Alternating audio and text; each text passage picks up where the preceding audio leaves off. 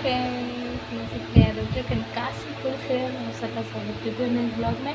और आज मेरी जितनी भी वीडियो डली हुई है ना, मैं उन सबके कमेंट्स पढ़ रही थी तो बहुत लोगों ने मुझसे पूछा है कि मैम आप कहाँ से हो।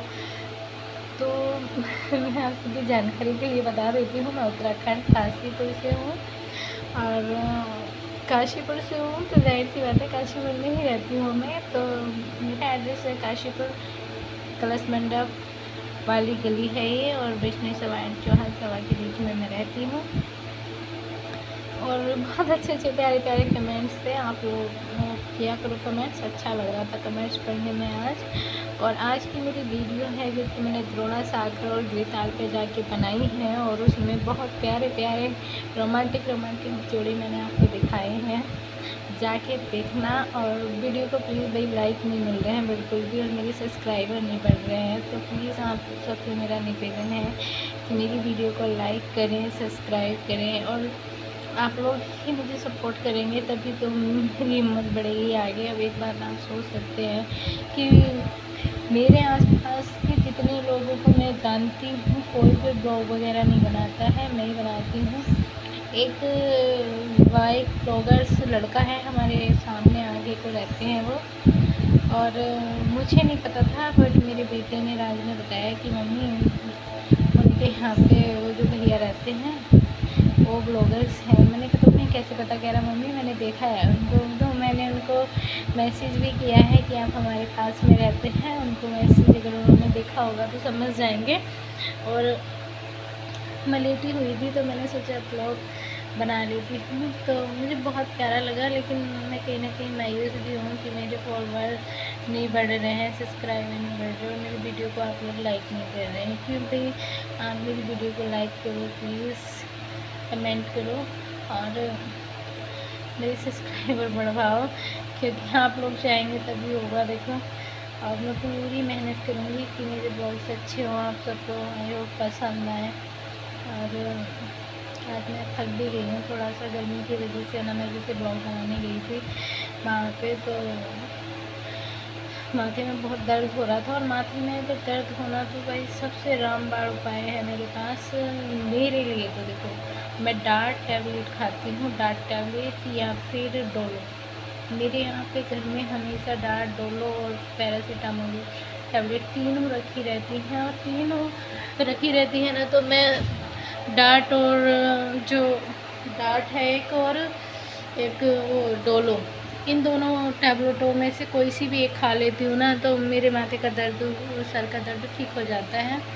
और वैसा ही हुआ है, तो मैंने खा ली चाय से, तो मुझे बहुत आराम मिला है। और आजकल तो मैं तांबे के लोटे में, तांबे का ही होता है ना ये, पीतल का तो नहीं है, तांबे के लोटे में ना मैं आजकल पी रही हूँ पानी। मैंने एक वीडियो देखी थी यूट्यूब पे, और मैंने उसमें कोई पंडित जी बता रहे थे कि तांबे के लोटे से किसे पानी पीने से वो, नहीं सॉरी, मैं वो देखती हूँ मिस अंजलि राशि जो राशि का ऐड करती हैं, वो राशि जो होती है मेरी कुंभ राशि है ना, तो राशि आती है जैसे, तो मैं अपनी राशि देखती हूँ मिस अंजलि के उससे। और देखो, मुझे नहीं पता है, मैं इन चीज़ों में बिलीव नहीं करती हूँ, बट करती भी हूँ कहीं ना कहीं, क्योंकि पता है जो अंजलि है, मिस अंजलि, तो उनकी आवाज़ बहुत प्यारी लगती है। अगर उन तक मेरी वीडियो पूछ रही हो तो हेलो मैम, कैसी है आप? और उनकी आवाज़ बहुत क्यूट लगती है। और सबसे पहली बात मुझे ये अच्छी लगती है उनकी कि वो जो मोटिवेशन कहती है ना, बिल्कुल हमारी लाइफ पे अगर हम फॉलो करें तो सटीक बैठती है। उनकी मोटिवेशन मुझे बहुत अच्छी लगती है, बहुत प्रोत्साहित करती है उनकी मोटिवेशन। और दूसरी बात, उनके जो उपाय होते हैं वो छोटे छोटे से घरेलू होते हैं। हालांकि मैंने अभी तक मैं कम से कम 3-4 साल से उनकी वीडियो देख रही हूँ, राशि देखती हूँ, बट मैं कभी भी कोई उपाय नहीं करती हूँ। ये बात 100% सही है। हाँ, कभी जैसे तिलक लगाना होता है, कोई पाठ करना होता है, पूजा से जुड़ी हुई चीज़ें अधिकतर वो बताती हैं, और मुझे लगता है मैं चलते फिरते कर सकती हूँ, तो मैं उसे ज़रूर कर लेती हूँ। जैसे तिलक लगाना है हल्दी का, तो मैंने 1-2 बार तिलक भी लगाया अपने माथे पे। और जैसे मैं माता सरस्वती की पाठ करती हूँ, देवी कवच करती हूँ, तो मैं ये वाली चीज़ें कर लेती हूँ, कभी वो बताती हैं तो देवी कवच से जुड़ी हुई चीज़ें वह कभी एक आध दो बार किया होगा, 4 सालों में इतना भी नहीं किया है। बट मैं सुनती डेली हूँ, मेरी मॉर्निंग उन्हीं की वीडियो से होती है। जैसे मैं सुबह ऑनलाइन आती हूँ तो मैं उनकी वीडियो चलाती हूँ, फिर मैं माता रानी, भोले बाबा के भजन मुझे बहुत प्यारे लगते हैं। हालांकि मैं माता रानी को अब मानने लगी हूँ, जब से मैं वैष्णो देवी गई हूँ तब से माँ वैष्णो देवी को मैं मानने लगी हूँ। मैं मानने इसलिए लगी हूँ क्योंकि मुझे एक तो उन्होंने मेरी मम्मी से मिलाया है, और दूसरी बात उनसे मैंने जो भी मांगा है वो पाया है और मेरी मनोकामना पूरी हुई है। और मुझे लगता है वाकई में सच्चा दरबार है, शक्ति है माता रानी में और चमत्कार है, और बड़ाई मानने वाली कोई बात नहीं है। जब भी मैं दुर्गा कवच करती हूँ और अगर मुझे ऐसा लगता है कि मेरे इर्द गिर्द कोई भी नकारात्मक ऊर्जा है, या फिर मैं टेंशन में हूँ, या फिर मुझे ऐसा लग रहा है कि मैं किसी चीज़ से डरी हुई हूँ, सहमी हुई हूँ और मुझे नींद नहीं आ रही है, तो भाई मेरे पास होता तो कोई नहीं है, मैं और मेरा बेटा ही रहते हैं, तो मैं उसके सामने डर नहीं सकती हूँ बिल्कुल भी। और वो सोता है भयंकर होके तो मैं एक कोने में सिमट के बैठती हूँ। तो मुझे लगता है कि मैं माता रानी का पाठ करती हूँ अगले दिन, तो मेरा जो भय होता है, जो मन का डर होता है, वो सब निकल जाता है। हालांकि ये अंधविश्वास वाली बातें हैं, लेकिन जो माता से जुड़ी हुई बात है वो अंधविश्वास वाली नहीं है। तो जब से मेरे एक फ्रेंड हैं मोहित प्रताप वर्मा, उन्होंने मुझे इसकी सलाह दी थी कि आप माता सरस्वती का पाठ किया करो। उन्होंने मुझे ये किताब बुक माता रानी की ला के दी थी, तो मैं उनका बहुत बहुत धन्यवाद करना चाहूँगी वीडियो के माध्यम से कि मुझे इतने अच्छे ग्रंथ से मिलवाया और मुझे एक तरीके से मेरी माँ वापस लौटाई है, जिसमें मैं बिल्कुल भी विश्वास नहीं करती थी, और सच में मैं विश्वास नहीं करती थी। हाँ, तो माता का पाठ कवच करने से ही मुझे मेरा भय सारा ख़त्म हो जाता है। और माता रानी का कवच मैं आजकल 2-4 दिन से डेली कर रही हूँ नवरात्र के बाद से, और मैंने अपने बेटे को भी कराना चालू किया है ये पूजा में, और मैं चाहती हूँ उसको आदत पड़े। माता रानी की शक्ति उसे अगर मिल जाएगी तो बहुत अच्छी बात है, अगर अभी से ही करेगा तो। और दूसरी बात ये है कि मैं माता रानी से पहले भोले बाबा मतलब सिद्ध बाबा को मानती हूँ। जैसे कि मैंने आपको दिखाया भी, मैंने किसी भी ब्लॉग में सिद्ध बाबा का स्थान नहीं दिखाया है आप लोगों को। गई मैं कई बार मम्मी के यहाँ पे, लेकिन मैंने वहाँ पे ब्लॉग शूट नहीं किया। होली पे हमने प्रसाद चढ़ाया था, जैसे कि मैंने बताया था कि मैंने अपना प्रसाद अलग चढ़ाया था, ऐसा नहीं था, मम्मी के में ही मिक्स कर दिया था। जो सूजी वगैरह मेवे उनके थे उसमें ही मैं जितना भी लेके गई थी, जितना मेरी हैसियत थी इतना लेके गई थी मैं, बस ज़्यादा नहीं कहूँगी। तो मैं वहाँ लेके गई थी, तो मैंने प्रसाद बनवा के और हलवा मैंने बनाया था चूल्हे पे। मैं डोने पत्तल वगैरह भी यहाँ से ले गई थी। तो हमने पूरे गांव को, अपने जो भी लोग वहाँ पे आते हैं होली के दिन, होली दहन जब होता है उसके ठीक बाद ही हम सबसे पहले हमारे घर छूत वाला चूल्हे पे पोता लगता है। छूत से मतलब होता है अछूत, मतलब उसे किसी ने छुआ ना हो, यूज नहीं किया हो, तो बिल्कुल पीली मिट्टी भिगोई जाती है बिल्कुल साफ़ सुथ वाली, और फिर पोता धोया जाता है, कपड़ा बनाया जाता है, और फिर वो चूल्हे पे हमने फेरा।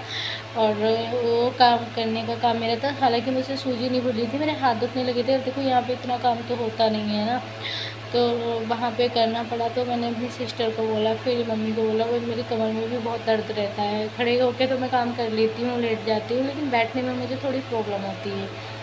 तो मैंने कहा नहीं होगा। फिर मम्मी की थोड़ी सी कढ़ाई ऐसी थी ना कि वो नीचे से हल्की थी और ऊपर से भारी थी, तो उसमें प्रॉब्लम हो रही थी, जल रही थी। मैंने कहा सारी जल जाएगी, कोई फ़ायदा नहीं है। बाकी सूजी भून के रख ली थी हमने रात को ही, और सुबह में हमने बना लिया था। तो हमारे पापा काम करते हैं कि जब मैं जाती हूँ ना, तो पापा सुबह सुबह कहते हैं अब ये सोएगी नहीं, 10 बजे तक सोएगी, और रात को जब मैं 12 बजे तक नहीं सोती हूँ मैं और रात, तो कहते हैं अब साले सोएंगे नहीं ये दोनों माँ बेटा, और सुबह को उठेंगे ही नहीं, आज ही नींद पूरी करेंगे। यहाँ तो शुरू कर सकते हैं। तो फिर हमने हलवा बनाया और बहुत टेस्टी हलवा बना था। किसी ने भी ये नहीं कहा कि टेस्ट नहीं है, स्वाद नहीं है। गाँव में तो लोग मुँह पे बोल देते हैं, इसमें कोई वो वाली बात नहीं है कि क्यों बोलते हैं, अच्छी बात होती है। तो और फिर हमने सब भोग लगाया वहाँ पे। और मेरा फ़ोन जो है ना वो घर रह गया था बस, तो मैं ब्लॉग नहीं बना पाई इस वजह से। लेकिन मुझे बनाना चाहिए था। मुझे कहीं ना कहीं फ़ील हो रहा है कि मैं अपने ब्लॉग में सिर्फ बाबा की तो इतनी बात कर चुकी हूँ, लेकिन जब भंडारा किया हमने तो हम बना नहीं पाए। इसलिए मेरा प्रोग्राम कुछ और हो रहा था कि हलवा पूरी और सब्ज़ी कोई बना लेते हैं। बट मम्मी की तबीयत ठीक नहीं थी, तो मम्मी ने कहा आप देख लो अगर बना सको तो मैंने कहा यार देखना क्या है। तो बनाने की भी बात थी, और दूसरी बात थी यहाँ से सामान कौन लेके जाता। और मैं और राज तो पहले से ही बैठ चुके थे। सामान मैंने पूरा डिग्गी में रख लिया था, आगे रख लिया था, और हम चले गए थे। तो नहीं बना पाई मैं ब्लॉग। और मैंने पापा ने जो मेरे घर में छपरा बनाया है वो तो मैंने आप सबको दिखाया ही है। तो पापा घर है आजकल, कोई काम नहीं कर रहे हैं। तो पापा हमारे ना घर में ही पहले रोड रहते थे, 3 ही रोड हैं, तो घर में रहते थे। तो सब लोग बोले इतना बड़ा घेर पड़ा हुआ है, इसका क्या करोगे, चारों ओर से बंद करके उसको छपरों से, और एक छप्पर डाल दो, उसी में भूस कंडे लकड़ियाँ सब रखी रहेंगी। घर में ला के रखने की क्या ज़रूरत है, जब हमारे पास इतना एरिया है तो हम उसको कर सकता ना। और हम वहाँ पे पक्का इसलिए नहीं बनाया हमने क्योंकि हमें वहाँ रहना थोड़ी ना है, सब्जियाँ ही तो उगानी है। तो छप्पर इतना बढ़िया करके बनाया है, और ऊपर से चारों ओर से बंद कर लेंगे पापा। अब के मैं जाऊँगी तो उस तरह ज़्यादा कुछ और ही होगा। और भाई नेचुरल है ना, बिल्कुल छप्पर छाया हुआ है, छप्परों से बंद हुआ हुआ, तो मुझे बहुत अच्छी लगती है ऐसी जगह। मैं कभी भी इन चीज़ों में बिलीव नहीं करती हूँ कि महल ऐसा होना चाहिए वैसा होना चाहिए। मैं तो कहती हूँ हर चीज़ सपनों की होनी चाहिए, और खुशी से रहने वाला इंसान होना चाहिए। अगर इंसान खुश है तो महलों में भी खुश रहता है, और खुश है तो झोपड़े में भी खुश रहता है। अगर कुछ नहीं है तो महलों में भी दुखी रहता है। मेरे कहने का मतलब ये है, अगर खुश है तो झोपड़ों में भी खुश है। ये हमारे ऊपर भी डिपेंड करता है। और जो हमसे जुड़े हुए लोग होते हैं हमारे घर के, हमारे लाइफ से जुड़े हुए जो पर्सनल लोग होते हैं उनके ऊपर भी डिपेंड करता है कि वो हमारी लाइफ में किस तरीके से व्यवहार बना के रखते हैं। ज़रूरी नहीं है कि अगर हम सही हैं तो सामने वाला इंसान भी सही होगा ना, ये ज़रूरी नहीं होता यार। और कभी कहीं तो इंसान समझ नहीं पाता है, कहीं समझा नहीं पाता है, तो दोनों चीज़ों से अनबैलेंस हो जाती है ज़िंदगी। मेरे कहने का मतलब ये है। तो समझना और समझाना बहुत ज़रूरी होता है कहीं ना कहीं। और तो मैं सिद्ध बाबा को ही हमेशा मानती आई हूँ, बात यही चल रही थी। तो फिर वैसे अचानक मुझे कोई उम्मीद भी नहीं थी अपनी लाइफ में, और मैं उन लोगों का भी शुक्रिया करना चाहूँगी अपनी इस वीडियो के माध्यम से। आज मुझे मौका मिला है, बातें याद आ रही हैं। तो एक पूजा भाभी नीचे रहती थी, उनके हस्बैंड वैभव, उनका बेटा नक्श, और उनके जीजा जी रहते हैं दिल्ली में, नोएडा में, सेक्टर 62 में, 62 में। तो अचानक ही इन लोगों के पास कॉल आई थी, बुकिंग हो रही थी। कोई दिल्ली के जल वाले गुरुजी हैं, तो उनकी बहुत सारी बसें जाती है। लॉकडाउन का कोरोना का टाइम चल रहा था, फिर भी यात्रा निकली थी, हल्का हो गया था कोरोना। तो 55 बसें गई थी। तो हमारी यात्रा शुरू हुई थी दिल्ली से, काली माता के मंदिर से, और हरिद्वार, कुरुक्षेत्र, वैष्णो देवी, चंडी मनसा, मतलब 9 देवियों की शिव गुफा हम सब में घूम के आए। और बहुत अच्छा लगा भाई, बहुत ज़्यादा अच्छा लगा। मेरी लाइफ का पहला सफ़र था वो, जो मैंने किया था, मैंने और राज ने। और राज को उल्टियाँ हो रही थी, शुरू में बहुत ज़्यादा उल्टियाँ हो रही थी। यहाँ से दिल्ली तक जाने में तो बहुत उल्टियाँ हो रही थी, लेकिन माता रानी की कृपा थी, आगे को नहीं होनी थी। हमने टैबलेट भी इसको बहुत खिलाई, उल्टी वाली इतनी सारी रख ली थी। भैया डॉक्टरी का काम करते हैं, ऊपर वाले भी नीचे वाले भी, अब वो लोग चले गए हैं। तो उन्होंने बस ऐसे ही मुझसे पूछ लिया, और मैं इस कमरे में आए हुए मुझे सिर्फ 2 दिन हुए थे। माता रानी की तो देखो बुलावा आ रहा था ना मुझे यहाँ पे। मैंने 3 तारीख को यहाँ पे सामान रखा था अपना, और 5 तारीख को हम लोग यहाँ से चले गए थे उनके साथ। और देखो सबसे पहली बात थी कि पैसे भी थे भाई, और इतना ज़्यादा चार्ज भी नहीं था। तो बहुत अच्छा लगा मुझे तो भैया माता रानी के दर्शन करके, ऐसे ही बताऊँ तो। 14 किलोमीटर मैं बिना चप्पल पहने वहाँ पे माता रानी के दरबार गई थी। और मैंने बहुत सारे भक्तों के देखा था, किसी के खून छलक रहा था, किसी के छाले बढ़ रहे थे, और माता रानी की कृपा से मैं और मेरा बेटा बहुत अच्छे से गए, और हम बहुत अच्छे से उतर आए थे। बच्चा मेरे साथ में था, तो मैंने इसको बिल्कुल भी नहीं छोड़ा, अपनी निगाहों से दूर नहीं करा, क्योंकि मैंने बहुत सारे लोगों को वहाँ रोते हुए भी देखा कि खो गए हैं, मिल नहीं रहे। एक तो वहाँ नेटवर्क की बहुत बड़ी प्रॉब्लम होती है कि वहाँ पे फ़ोन, हमारी सिम जो है ना बंद हो जाती है, काम नहीं करती हैं। पता नहीं कौन सी क्या कराना पड़ता है सिम पे, जिससे कि वो कहीं पे भी जाएँ आप चलती है। तो ये वाली बात थी। तो मैं अपने शिव बाबा का ब्लॉग ज़रूर बनाऊंगी। और माता रानी ने मुझे बुलाया और मेरी आस्था जागी। और मैं सरस्वती तो करती थी नवरात्रों में, माता रानी के पाठ तो करती हूँ मैं कई सालों से, 4-5 सालों से। लेकिन मुझे वहाँ जाने के बाद और रुचि बढ़ी। और सच बात ये चल रही थी मेन टॉपिक की, सच में मैं कभी भी, मुझे ऐसा लगता है कि आज मुझे बहुत ज़्यादा डर लग रहा है। और मैं माता रानी की लाल कपड़े में को रखती हूँ उसे, सरस्वती को। तो मुझे इतना डर लग रहा था ना भाई, मैं बता नहीं सकती। मुझे नींद नहीं आ रही थी। अब कहूँ तो किससे कहूँ, करूँ तो क्या करूँ, मुझे समझ में नहीं आ रहा था। और सबसे पहली बात तो मुझे डर इस बात से लग जाता है, जो रूम में मैं रहती हूँ ना, यहाँ पे एक लेडीज़ रहती थी, वो एक्सपायर हो गई। और उनके बच्चे ज़्यादा बड़े नहीं थे, मात्र 15-16-17 साल की उनकी लड़की होगी, 18-19 साल का उनका बेटा। बहुत चंचल, बहुत बोलने वाली लेडीज़ थी। और भाई इस मैं शिफ्ट हुई थी और वो यहाँ से निकल के गई थी, ये समझ लो। तो पता है मुझे ना, वो उस टाइम पे ख़त्म हो गई थी। तो मुझे ना इतना डर लग रहा था, इतना डर लग रहा था ना बहुत। तो उनकी बेटी ने वीडियो वगैरह डाल रखी थी कि आ जाओ ना मम्मा। तो पता है मुझे बहुत ज़्यादा दया भी आ रही थी। अब देखो भाई, अपने बस की बात तो है नहीं ना, किसी की ज़िंदगी मौत तो देखो ऊपर वाले के हाथ में है। तो मैं तो कुछ कर नहीं सकती थी उसमें। तो भाई मुझे ना इतना मुझे इतना सदमा सा भी लगा ना एक तरीके से, और इतना डर सा लगा ना भाई कि यही ना हो कोई ये वो करके। तो मुझे ना पता इतना डर सा लग गया था कि सच में इतना डर लग गया था, मुझे नींद नहीं आ रही थी। मैं डिप्रेशन में चली गई थी एक तरीके से, सोच के अपने मन में मैंने बात सोच ली। तो मुझे डर लग रहा था। फिर मैंने एक दिन कवच नहीं किया, फिर मुझे ज़्यादा डर लगा, तो मुझे नींद नहीं आ रही थी। तो मैंने जैसे लाइट ऑफ की, भाई मुझे डर लगने लग गया, मैं सो ही नहीं पा रही थी। और बीच में मुझे ऐसे हो रहा था, पता नहीं क्या चीज़ आ रही थी भाई, मेरे पूरे हाथ ना ऐसे उठ जा रहे थे, दोनों सिर से ऊपर उठ जा रहे थे। और किल्लियाँ निकल रही थी मेरी तो, कम से कम जब मैं सोने की कोशिश करती थी तभी मेरी किल्लियाँ निकलती थी। जैसी मुझे नींद आए वैसी किल्ली निकल जाती थी। और हाथ मेरे ऐसे चले जाते थे, कसम से भाई हाथ ऐसे चले जाते थे। मुझे भी ताज्जुब हो रहा था कि मेरे हाथ ऊपर क्यों चले जाते और किल्ली निकलती थी। और फिर मैं हाथों को जाग के हाथों को नीचे लाती थी। मैंने कहा ऐसा मेरे साथ में क्यों हो रहा है।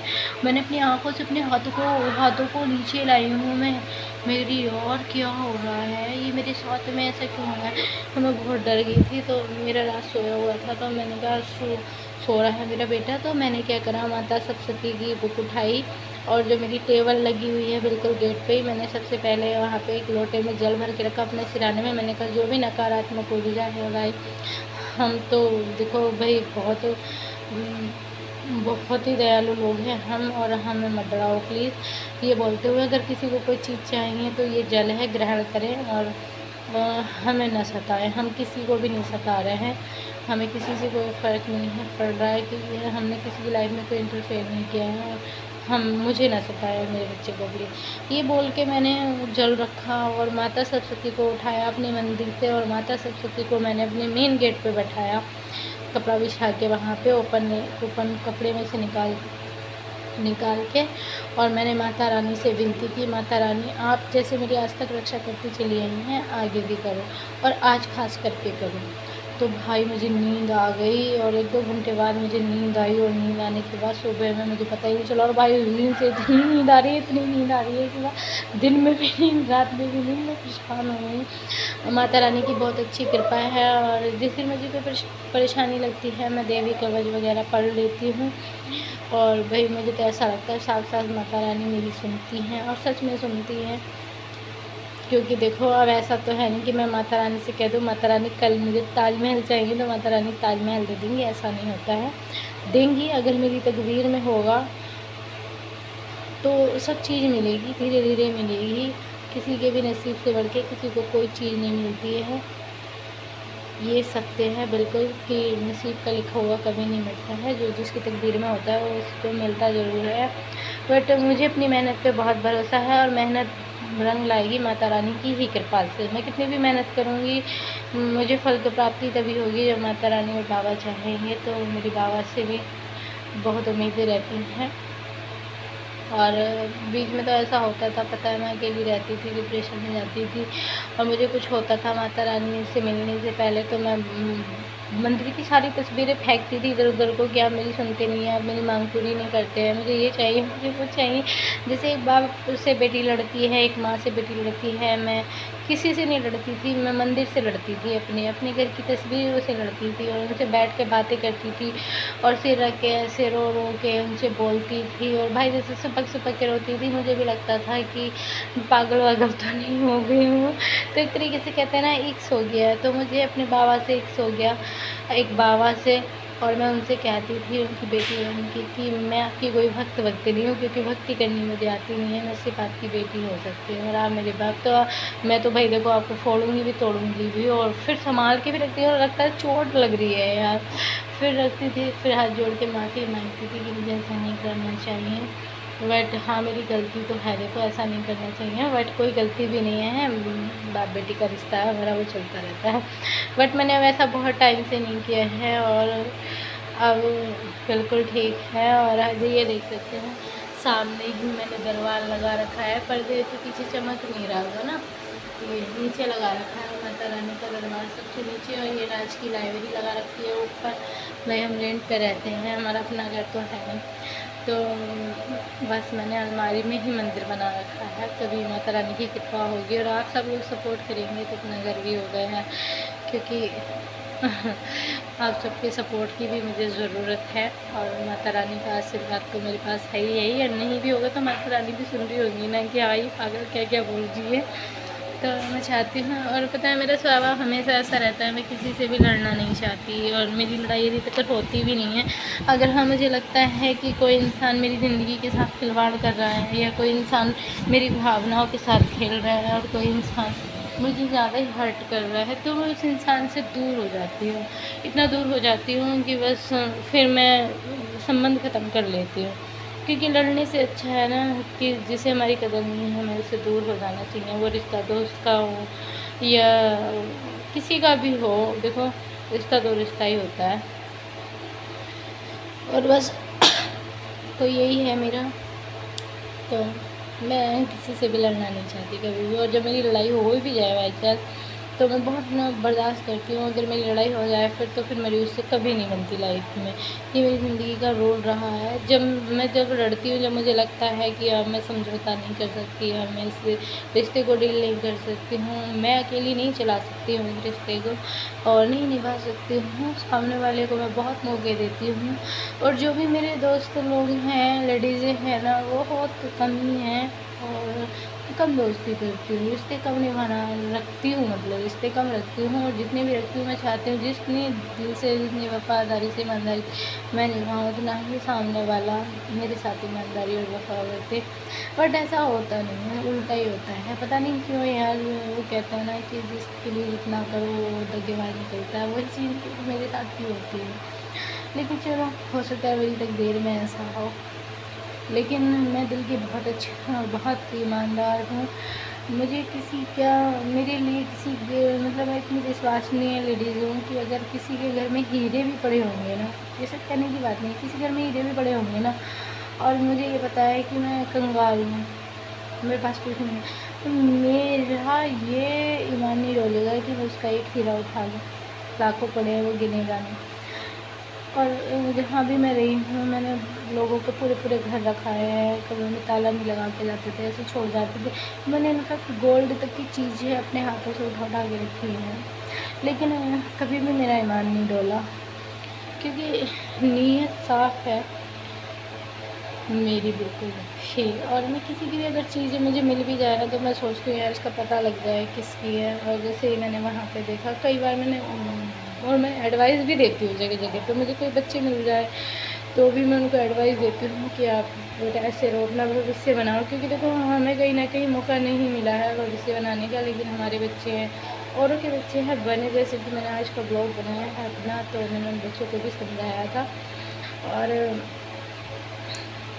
मेहनत करनी चाहिए, देखो मेहनत रंग लाती है। कुल मिला के ये है, अपने अपने आप पे भरोसा रखो, किसी का चुरा के, किसी का मार के, किसी का किसी से मांग के हमारा भला नहीं होने वाला है यार। और पता है, इंसान से अगर कुछ ले भी लो तो मांगता बहुत जल्दी है और एहसान ज़रूर दिखा देता है, जता ज़रूर देता है कि हमने ये किया था, हमने इतना दिया था। और माता रानी और बाबा देंगे तो बिल्कुल भी नहीं, और आप लोग सपोर्ट करेंगे तो कहते हैं ना कि सितारा बनने में देर नहीं लगती है, बस साथी अच्छे होने चाहिए। तो मेरे जितने भी सब्सक्राइबर हैं बढ़ते जा रहे हैं, बहुत अच्छा लग रहा है मुझे इस तरीके से देख के। लेकिन इतने सब्सक्राइबर नहीं बढ़े हैं भाई, अभी तो बहुत कम हुए हैं, आप लोग देख सकते हैं, एक ज़ीरो से भी कम है। तो मेरी आपसे रिक्वेस्ट है, मेरी वीडियो को लाइक करें, सब्सक्राइब करें, बेल आइकन को दबाना ना भूलें। और आप लोगों का मुझे आप लोगों का सपोर्ट चाहिए, किसी को चाहिए या नहीं चाहिए, लेकिन मुझे आप लोगों का सपोर्ट जरूर चाहिए और मुझे कमेंट करके बताएं। और जैसे कि मैंने बताया है, मैं उत्तराखंड काशीपुर से हूँ। ये कमेंट में ज़्यादा आया है कि मैं कहाँ से हूँ, और कमेंट में ये भी आया है कि आप नेचुरल ब्यूटी हो। तो ये बात सही है, बिल्कुल नेचुरल ब्यूटी है मेरी ये। ना मैंने कोई आईलाइनर, आईलैशेस, मैं कुछ नहीं लगाती हूँ, लेंस वगैरह आपने देखा होगा। इस टाइम मेरे होठों पर लिपस्टिक भी नहीं है, बिल्कुल नेचुरल ब्यूटी है और इसमें कोई भी वो नहीं है। और जबकि मैंने वीडियो शूट कर रखी है पिछली, जब मैं कामल लेके आई थी तो मेरा फेस बहुत ज़्यादा डर पड़ गया था। कामल लाने की वजह से मुझे बहुत वीकनेस हो गई थी और मेरा रंग बिल्कुल काला ही हो गया था। और फिर भाई की शादी थी, और भाई एक बार समझ सकते हैं आप, भाई की शादी में जाना आते के साथ ही, फिर घर के सारे कपड़े वगैरह सारा काम करना घर का, और दूसरी बात अगले दिन को शादी में जाना। और अगले दिन शादी में जाने से पहले भाई मैं यहाँ से 5 बजे 6 बजे निकली थी शादी में जाने के लिए। मैंने उसकी जो लगन आ रही थी वो भी अटेंड नहीं की, खाना भी जो रखा था वही खाया मैंने जाके 7-8 बजे रात में। समझ सकते हो आप, मैंने 3 से 4 फेशियल किए थे दिन में, और तब मैं वहाँ गई थी। तो आप मेरी कंडीशन समझ सकते हैं कैसी होगी, जैसे औरत ने खड़े खड़े 4-5 घंटे फेशियल किए हों, और ऊपर से वो खड़े खड़े वहाँ से आई है। कम से कम यहाँ से 170 किलोमीटर पड़ता है, 170 किलोमीटर पड़ता है। और फिर हम वहाँ से यहाँ भी आए, तो वो तो हम रिक्शे से आ गए थे दोनों माँ बेटा। हर बार मम्मी आती थी तो घर में फंक्शन था तो मम्मी नहीं आई, और इस वजह से। और अब मुझे कल काम नहीं था शॉप पे, तो मैंने फ्रीज वगैरह साफ़ की, रैश की अलमारी, मंदिर वगैरह सारा साफ़ किया, और वॉशिंग मशीन। तो जब दुकान पे काम नहीं होता तो मैं अपने घर के लिए टाइम निकाल लेती हूँ भाई। तो ऐसा नहीं है, अब तुमने देखा होगा, देखो मेरी किचन भी देखी होगी, मेरे रूम वगैरह भी देखे होंगे, मेरी अलमारी, मेरा घर का बेड। जैसे कि मैं एक वर्किंग लेडीज़ हूँ, वर्क करती हूँ, तो मेरा कोई भी चीज़ गंदी नहीं होती है, किसी भी चीज़ पे डस्ट नहीं मिलेगी, क्योंकि मैं जितना ध्यान अपने काम पे देती हूँ उतना ध्यान मैं अपने घर पे भी देती हूँ। और मेरा सबसे यही कहना है, देखो काम तो काम होता है, हर कोई थक जाता है, ऐसा नहीं है कि मैं नहीं थकती हूँ, मैं लोहे की बनी हुई, मैं बहुत थक जाती हूँ। और मेरी कमर में ना पेन भी बहुत रहता है आजकल, कम से कम मुझे 2 साल से ज़्यादा हो गए कमर में पेन रहते। और बीच में मैंने वो एक्सरसाइज फिंगर वाली बताई थी ना, उससे बहुत आराम मिला था। लेकिन करने का आलस है ना, करने का आलस वो इंसान को ले लेता है, बस यही बात है। और अब डार्ट टैबलेट खा के मुझे बाकी में बहुत आराम मिला है। मैं कोशिश करूँगी कि मैं अब सो जाऊँ, और सुबह मुझे अब जल्दी उठना है, रूटीन हो गया है। रात का 7:20 का स्कूल है, तो राज का कोट वगैरह सब आ चुका है, ब्लैक वगैरह भी सब कुछ उड़वा दी हैं। और राज साइकिल से जाता है स्कूल, साइकिल से ही आता है। राज की तो मुझे कोई टेंशन नहीं है, फिर भी ध्यान रखना पड़ता है बच्चा कहाँ जा रहा है, किस पे मिल रहा है, कहाँ बैठ रहा है, ये वाली चीज़ें ध्यान रखनी पड़ती हैं थोड़ी सी, क्योंकि बच्चा हमारा है तो ध्यान भी हम ही को रखना पड़ेगा। और भाई कोर्स इतना, बैग इतना हैवी हो गया है ना बच्चों का, एक तो कोर्स इतना महंगा आ रहा है यार। ये बात सही है, न्यूज़ भी आ रही है कि पेरेंट्सों को वो करनी चाहिए कंप्लेन, लेकिन किसे करें यार, है ना। अब बहुत ज़्यादा बैग भारी हो जाता है, बच्चे इतना नहीं उठा पाते, तो बच्चे हार जाते हैं गर्मी की वजह से। स्कूटी नहीं खड़ी करी अभी, करके आओ, साइकिल और स्कूटी दोनों खड़ी करके आओ, और आराम से करना, ध्यान तुम्हारा तो है ना। क्यों फोन से नहीं, वो स्कूटी जब जलाएगा तो स्कूटी की टॉर्च नहीं जल जाएगी, तो टॉर्च ये खुली हुई तो है, जाओ नीचे उतर के। वही बताओ, टॉर्च लेके जाएगा, स्कूटी चलाएगा तो स्कूटी की टॉर्च तो खुद ही ऑन हो जाती है। और वो टॉर्च कहाँ है जो हरिद्वार वाली थी, वो गायब कर दी तूने आज। उसमें देखना जो मेरा वाला बेड है उसकी जो वो रखी हुई है। एक तो कढ़ी चावल बनाए थे आज मैंने खाने में, और कल की मलका मसूर की सब्ज़ी रखी है। आज के लिए फिर सुबह कुछ बनाना है, वो थोड़ा सा बनाएंगे। और फ्रेंड ये देख सकते हैं राज क्या लेके आया। ओ भाई नीचे मत गिर, देख देख राज, ये कितनी गलत बात है ना राज, देख तेरी बेड पे गिर रहा है है नहीं है गलत बात? नहीं ये गीला होगा नहीं होगा। देखो भाई कितनी प्यारी लग रही है, कितनी सुंदर लगती है ये। राज लेके आओ, राज फट जाएगी। ये आ गई और नीचे गिर जाएगी, उठा ले, वाइट है। राज ऐबदारी मत दिखावे, खू जाएगी। बाहर गई, जा लेके आए, गोली कम कर दी नहीं करी। मतलब डांटी खाने के काम क्यों करता है हर टाइम पे? मुझे तो यही समझ में नहीं आ रहा। तो कितना चाह रहा है सारी रख, क्या एक बॉल भी कम हो रही है, क्या मतलब है इस तरीके से ख़राब करने का? और 3-4 पैकेट और लेके आएंगे और कमीले जाएंगे तो 4 पैकेट थे, ये 4 और लेके आऊँगी मैं। 16 तारीख को मेला खत्म हो जाएगा। कौन कह रहा? घोषणा हो गई। घोषणा हो गई कहाँ पे? अरे कहाँ पे घोषणा हुई थी? अरे चल जहाँ पे भी हुई होगी। उठा के ले जाके सारी बोर्ड में रख दे। राज तू ना काम को बिगाड़ता ज़्यादा है, करता कम है, बिगाड़ सुधारना तो कोई मतलब इस पैदा नहीं होता, बिगाड़ता ज़्यादा। बताओ बोले वहाँ से निकाल के यहाँ लाने की क्या जरूरत है बेड पे खेलने की, और उनको दीवार में मार मार के खेलना, वो फटेंगी। गाइस ने देख ली है, मैंने दूसरे ब्लॉग में दिखा दी है और सब लोग जानते हैं, ऐसा नहीं है कोई अनोखी या अलग चीज़ है, समझता नहीं है। तो भाई फ्रेंड गुड नाइट आप सबको, गुड बाय, मिलते हैं कल। और कल का ब्लॉग बहुत मज़ेदार होने वाला है, देखना ना भूलें। प्लीज़ लाइक कमेंट्स करना भी ना भूलें।